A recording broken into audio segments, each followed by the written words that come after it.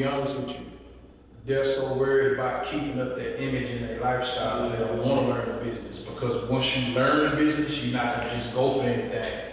And then on top of that, most of them are scared to actually gamble on themselves.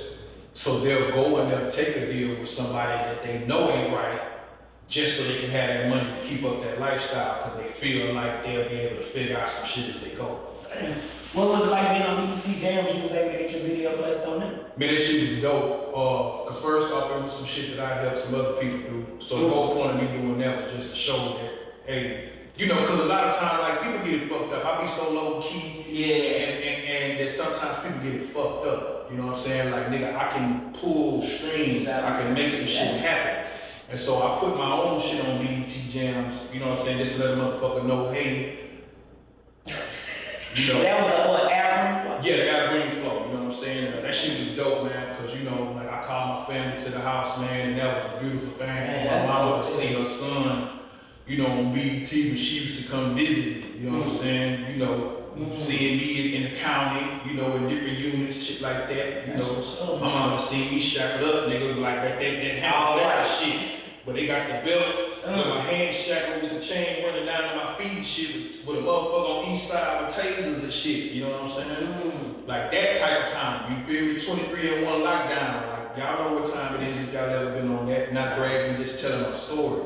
You know, so for her to see that, you know, I just wanted that experience for her, you know, and that was all that mattered to me, because when I did the premiere, that's all I did was just family. Just my wife, my mama, and my siblings. Man, shout out to your family, shout out to your wife, man. Veer and I was type of, is Jay Biggie embarrassing?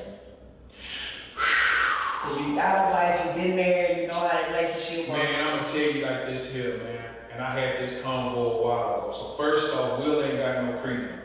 Okay. Let's start there. Will Smith ain't got no prenup, y'all. Let's start right there, because that was the first thing I looked up. Second off, I'm gonna say this. That boy did something so heinous that she forgave him for, that this is his punishment. I've been in relationships, let me explain. I've been in relationships and, like, you know, just being transparent. I'm a good man to my woman, but I've made mistakes, and sometimes just because you apologize, that doesn't mean there's a skeleton in the closet that he don't want to come out. This mean little motherfucker. It's a mean ass skeleton.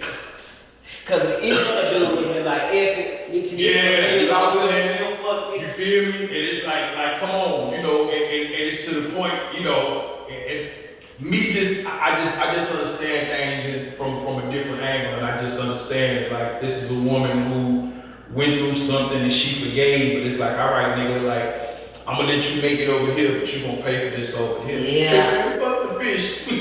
Nah, for real. And you linked up with Young Martez. Talk about that song, talk about the video, you finna drop all that. Man, so 1D, produced by 3Q, shout out 3Q, man, one of the dopest producers ever on earth. My boy straight out of Ghana, Africa. Been a part of my team for a second.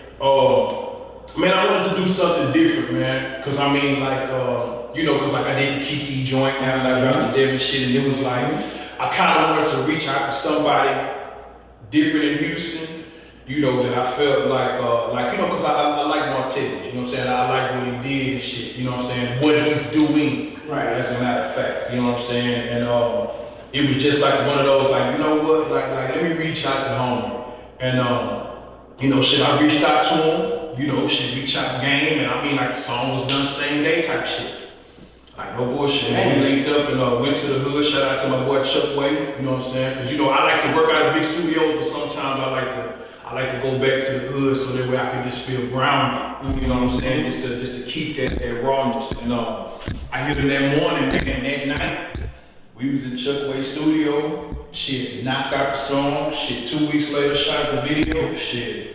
And this has been real, you know. I gotta tip my hat to him, man, because Martez been one of the few cats that's actually stood behind the records, you know, that I've done. You know, a lot of these cats that I've done features with, you know, they be acting like hoes after the record drop, and I've had words with them and shit like that whenever it's time for the video and shit, you know. y'all just scroll and just look and whoever the videos ain't with, you know. And it is what it is. Not talking down, just talking real. You know, niggas get bread and then switch up and shit. Like I done had words and conversations and shit that I'm not gonna go into, man. But the niggas know that they some hoes, which that's another part of this shit. Cause bitch ass nigga don't be anxious to take this money, and then when the nigga reach out to you to try to get the next play done, you wanna act like a little bitch. Cause I ain't asking you to do shit for free. I tried to pay you just like I did the last time. But it is what it is. You know? Man, but my boy came through the bitches, man, but I feel it that's like the energy. It makes you like it's just because you know what it is. I'm gonna tell you what it is. If I approach them knowing that they were industry niggas, I'd be cool. Because I don't hold industry nigga to real nigga standards. But when you promote yourself as a real nigga, when you say that you're of the cloth, and I run into you and I find out that you're not, I'm disappointed. You lied to me. You know what I'm saying? Back streets with color, see me and my dog here just giving y'all some crazy game, crazy inches. What will be your message to the young black man? Man, the message to the young black man is learn some skills and some trades that nobody can take away from you. And it's okay to work for somebody while working for yourself until you no longer have to work for nobody. Exactly. Point blank period. Because niggas always want to be Tony Montana, right? But they forget that Tony started off as a dishwasher. You can't skip the grind, baby. Niggas fuck all of this social media shit trying to get to the overnight success. That shit don't last long. Overnight, It don't last long, homie. I'm paying for college right now, my nigga. You feel me? Got my wife in a nice form. God is the greatest. Awesome. But I started off at an $8 an hour job when I left the streets. My first royalty check was $77 when I put this shit out myself. I'm paying my rent and my car notes and other things with music now. You know what I'm saying? And God is the greatest. It took me a while, but I'm able to do these things. You know what I'm saying? And I'm just saying that to say, take time, bro. Learn the game. Don't skip the grind. Don't skip the process. Fuck all of that microwave shit, man. Take time, cause don't look at what these other cats doing, cause they not telling you what they doing. They not telling you the bullshit that they doing. Okay, cool. Yeah, he might have came up and went and hit a lick. But shit, 6 months later, that shit might cost him his mama and his kids' life. Because he done played with the wrong person. You know what I'm saying? You know? From like Acres Home Studio, back then it was so many of y'all like rapping, J.I., like just the big loves. It was so many, I ain't gonna just keep name dropping, but like what happened to like the Acres Home Studio artists? You know what? That's a good ass question. They're still here. Okay. And I know some of them are still active. Why they're not as active, that's a question that I have too. You know what I'm saying? You know, there's a couple of cats out the hood, you know, out of on business up and coming is doing their thing. You know, and I'm not gonna. Back then it was so many. Yeah, it was so many. It was so crazy. Studio Wood 8, straight A's, it was so much shit. It was so much, because you know what it is? I think that people are chasing deals instead of investing in themselves. Yeah. Back then, boys was putting up their money. Yeah. You know what I'm saying? And investing in that. And it's like now everybody's trying to get the deal, not realizing that the indie artists actually eat better than the niggas that sign. Yeah. Yep. Man, what's next, bro, man? 23, we done had a crazy ass year. God is amazing. 2024, bro, what else you got coming? What you expecting? Man, 2024, man, Memento Mori, which is Latin for Remember You Will Die. That's gonna be the next album, man. It's gonna be a little bit different. Folks been telling me I needed to do more singing for years. Yes. So I'm on that. Matter of fact, shout out my sis, Renetta Spencer. Oh, you on the track? Her Single Body. If you go listen to that, I'm actually singing on it. That's a full R&B song, a whole baby making, get you in trouble and get you on child support type of song. And but you know, it's just never ending, man. Never stopping, man. We gonna keep getting this money. We gonna keep grinding, keep educating these artists, man. Because basically, what I'm trying to do, instead of complaining about the problem, I'm trying to be the solution that I wish was around. Nah, shit, it's just that simple. What when it's all said and over, what's your legacy? What Mr. James left the world a better place? I want to be remembered as. Yeah, that's it, man. I want to be. Matter of fact, I'm going to be remembered as a nigga who stood his ground and was unshaken by anything and actually did something to help my folk move forward and not just talk about it. Because at the end of the day, I don't care who you are, even if you don't like me right now, one thing you cannot say is that I didn't help you in some type of shape, form, or fashion. What else? And it's crazy because y'all niggas getting brought. Backstreet Coast. Last one. Does white people have a place in hip hop? You know what? Yes. I agree, because they money. They have a place in hip hop as long as they respect the culture and don't try to make it theirs. Because one thing I can say is that rap is one of the few things that black people in America since slavery created here. There's not that many things that black people in America since slavery have created that's authentically theirs. You know what I'm saying? And hip hop is that. And so cool, indulge. Hey, because by all means, we're not trying to shut you out because there's pain and there's a story in our shit, and it's a human story. So of course, there's certain aspects of it that all of y'all are gonna be able to relate to, but respect our shit. When you step in our motherfucking house, wipe your motherfucking shoes. And just respect it as such. You're welcome in the house. Just respect that shit. My friend, they take it over too. I want to say the Latinos, do they have a place in hip hop? Oh yeah, for shit show. Because a Mexican ain't nothing but a light skinned nigga.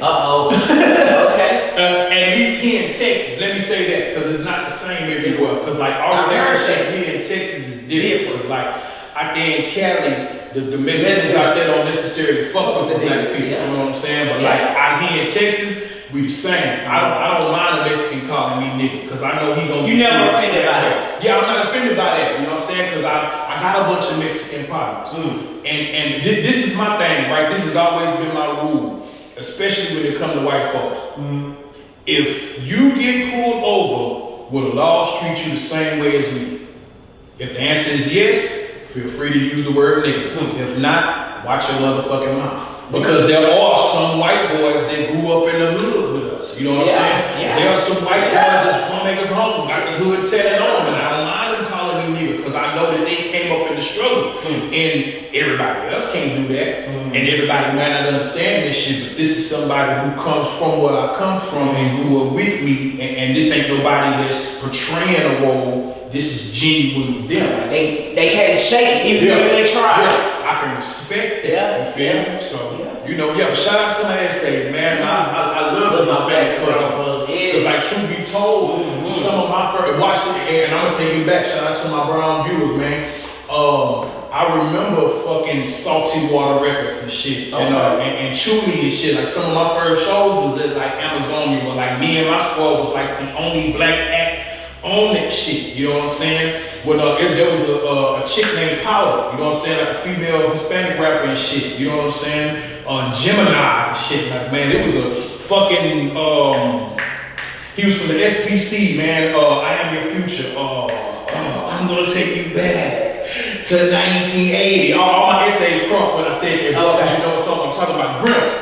You know what I'm saying? Like there's a whole legacy, like Juan Gotti, you know what I'm saying? Like there's a bunch of respectable Hispanic. I think that's our relation. But like you say, Houston niggas, we really don't have that problem because we all bro, black and brown niggas, none of that shit. Exactly. But like the penitentiary, California, even in St. Louis, they don't really. That shit crazy. No, it's definitely gonna be different in that penitentiary. Yeah. Hey, man, first off, man, thank you God for having me here right now in this moment and continuing to bless me, man. Second off, thank you to my wife for putting up with my shit and allowing me to put up with your shit. You know what I'm saying? Shout out to my mama. Take us home. I love you. I'm gonna continue to do this shit for us, so don't nobody else do this shit, man. And shout out to everybody grinding, trying to do something, man. Don't never let nobody tell you that you can't do it, man.